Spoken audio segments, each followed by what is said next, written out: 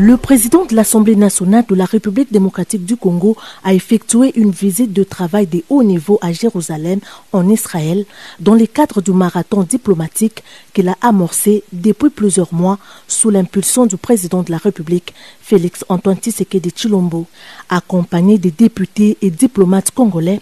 le professeur Vital Kamerhe a été reçu en Terre Sainte le dimanche 2 mars 2025 par son homologue israélien, l'honorable Amir Ohana. À cette occasion, le président Vital Kamerhe a exprimé compassion et solidarité au peuple israélien face aux événements tragiques qui l'ont endeuillé le 7 octobre 2023. Tout en condamnant cette violence indescriptible, le speaker de la Chambre basse du Parlement congolais a rappelé que le peuple congolais subit depuis 3 décennies une guerre injuste et particulièrement meurtrière. Le président Vital Kamerhe a précisé que les populations de l'Ituri, du nord et du sud Kivu, qui meurent par milliers et endurent d'atroces souffrances, méritent également les soutiens et l'attention du monde entier. Pour lui, la voix de la RDC devrait être portée non seulement par ses institutions, mais aussi par les pays amis, en particulier ceux qui, tout comme elle, connaissent la guerre et en mesurent les coûts humains, sociaux et économiques à l'image de l'Israël. Allusion a été faite à la violation de l'intégrité territoriale de la République démocratique du Congo par le Rwanda et ses supplétifs du M23 en cours dans la partie est du pays. Le message que je voudrais adresser au peuple israélien et aux autorités israéliennes, c'est de dire qu'en ce moment, nous nous retrouvons dans une situation similaire sur le plan de la sécurité. Nous connaissons la guerre à l'est de la République démocratique du Congo,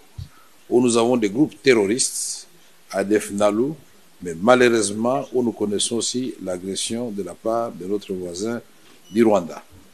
Notre détermination et la détermination du président de la République démocratique du Congo, Félix Antoine Tshisekedi Tshilombo, a toujours été la paix, la construction de la paix pour l'ensemble de la région des Grands Lacs, pour qu'ensemble nous puissions œuvrer pour le développement de tous nos pays, y compris ceux qui nous ont agressés aujourd'hui. C'est l'occasion de dire toute notre compassion à nos populations de l'Est et toutes nos condoléances aux familles éprouvées. Beaucoup se sont posé la question de savoir pourquoi je ne l'avais pas encore fait. Et je savais que j'étais invité ici à Jérusalem,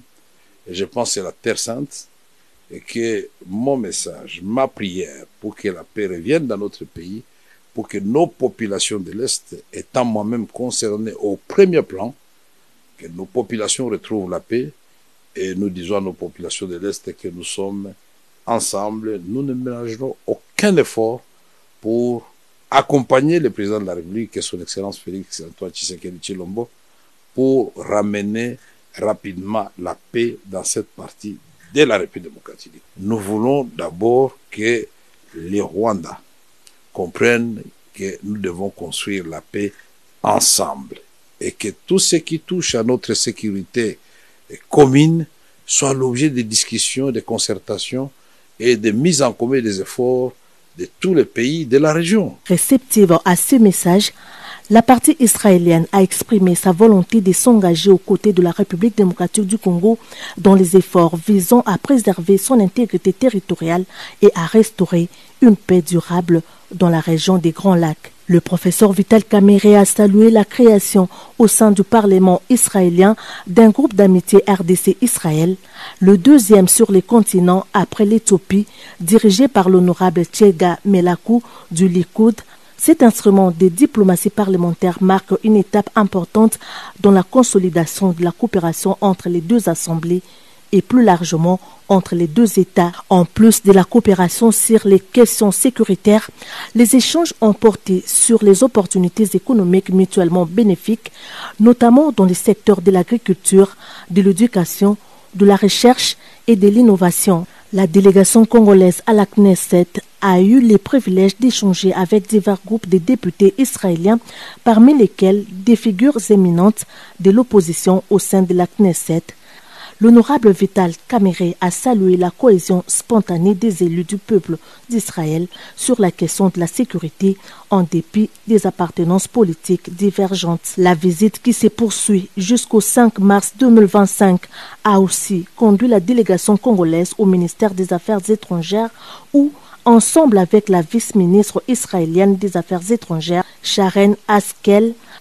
l'honorable Vital Kamerhe a souligné l'impératif d'augmenter les capacités dissuasives de l'armée congolaise à la fois pour prévenir les conflits et pour lui doter des moyens de répondre de façon autonome à toute éventualité qui menacerait sa sécurité et l'intégrité de son territoire.